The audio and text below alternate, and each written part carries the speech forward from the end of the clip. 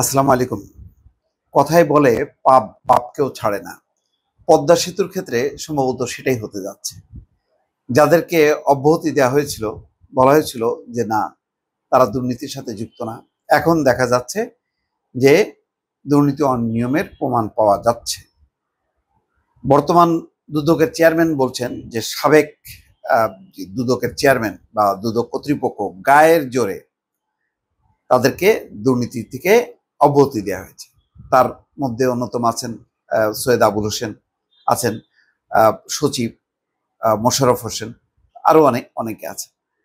এখন নতুন করে সেটি মামলা করার বা সেই মামলাকে পুনর্জীবিত করার চিন্তা চলছে এবং সেটি স্বয়ং বলছেন দুদকের চেয়ারম্যান আব্দুল মোমেন। তিনি বলেন, যথেষ্ট তথ্য প্রমাণ থাকার পরও এই মামলা পরিসমাপ্তি করা হয়। গেল জানুয়ারিতে শুরু হওয়া অনুসন্ধানে ইতিমধ্যে পদ্মা সেতুর পরামর্শক নিয়োগে প্রাথমিক অনিয়ম দুর্নীতির প্রমাণও মিলেছে।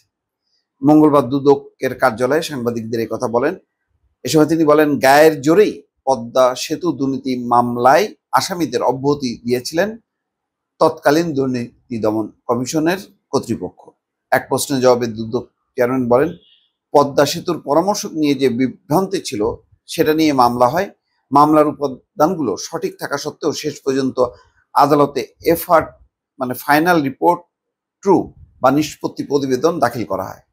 গত ডিসেম্বরে দায়িত্ব নেওয়ার পর মামলাটি আবার চালু করা হয় জানিয়ে তিনি বলেন, দায়িত্ব নেওয়ার পর আমরা এটি পুনরায় বিবেচনা করি এবং আমাদের মনে হয়েছে অনেকটা গায়ের জোরে অভিযুক্তদের মামলা থেকে দায়ী মুক্তি দেওয়া হয়েছে।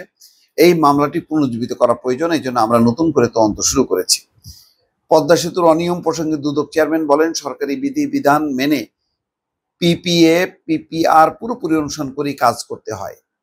পিপিএ পিপিআর অনুসরণ করে যে কাজ করার কথা, তাতে আমরা যে মূল্যায়ন কমিটি গঠন করি সেই কমিটি উদ্দেশ্যমূলকভাবে একাধিকবার পরিবর্তন করা হয়েছে। অসৎ উদ্দেশ্য বা অপরাধ প্রবণতার কারণে এটি করা হয়েছে। তিনি আরো বলেন, বড় প্রকল্প করতে গেলে একই জিনিস অনেকবার ব্যবহার করার সুযোগ থাকে। সেক্ষেত্রে যে জিনিস একবার ক্রয় করলে বারবার ব্যবহার করতে পারি, সেটা একাধিকবার ক্রয় দেখানো সমীচীন না। এরকম কয়েকটি ঘটনা ঘটেছে। আমরা যখন যৌথ মূল্যায়ন করি, কনসালটেন্টের তাদের যেসব সিবি মূল্যায়ন করার কথা ছিল সেগুলো সেভাবে করিনি। এখানে অনিয়ম পরিলক্ষিত হয়েছে। 2012 সালে বিশ্ব ব্যাংক পদ্মা সেতু প্রকল্পে দুর্নীতির আশঙ্কায় অর্থায়ন স্থগিত করে। এটা ওই সময় ছিল সবচেয়ে বড় একটি আলোচিত ঘটনা, রীতিমতো হইচই হয়। কিন্তু তারপরে একে একে বিশ্ব ব্যাংক, এডিবি তারা সব প্রত্যাহার করে, সরে যায় অর্থায়ন থেকে। তখন তৎকালীন প্রধানমন্ত্রী শেখ হাসিনা সিদ্ধান্ত নেয় নিজস্ব অর্থায়নে করা হবে এবং নিজস্ব অর্থায়নের নামে তখনই শত শত কোটি টাকা লোপাটের একটি বেশ ধান্দাও তৈরি হয় এবং বহু টাকা যে তখনই লোপাটের একটা সুযোগ হয়, কারণ তখন আর জবাবদিহিতার কোনো বিষয় ছিল না। এর পরিপ্রেক্ষিতে আন্তর্জাতিক মহলের চাপের মুখে সে একই বছর 17ই ডিসেম্বর বনানী থানায় মামলা দায়ের করেন দুদকের তৎকালীন উপপরিচালক আব্দুল্লাহ আল জাহিদ। মামলায় মোট 7 জনকে আসামি করা হয়।